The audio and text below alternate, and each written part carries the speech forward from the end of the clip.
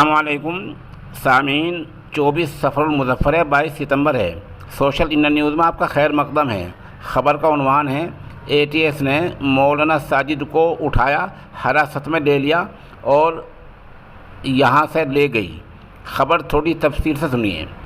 مولانا ساجد مغربی اتر پردیش کے ضلع شاملی کے قصبہ کیرانہ علاقے کے گاؤں مامور کے رہنے والے ہیں اور خاتون پردھان کے شوہر ہیں۔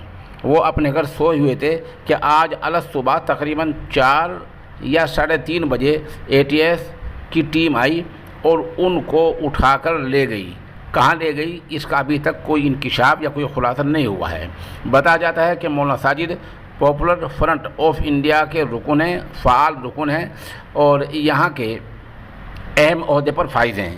آپ کو پتہ ہی ہے کہ آج پورے ملک میں اے ٹی ایس نے اور دوسری ایجنسیوں نے پی ایف آئی کے خلاف کریک ڈاؤن کیا ہے۔ اسی کریک ڈاؤن کی زد میں مولانا ساجد بھی آئے ہیں اور ان کو آج اٹھا لیا گیا ہے۔ خبر بولنے تک یعنی شام کی 6 بجے تک ابھی پوری صورتحال واضح نہیں ہو پائی ہے۔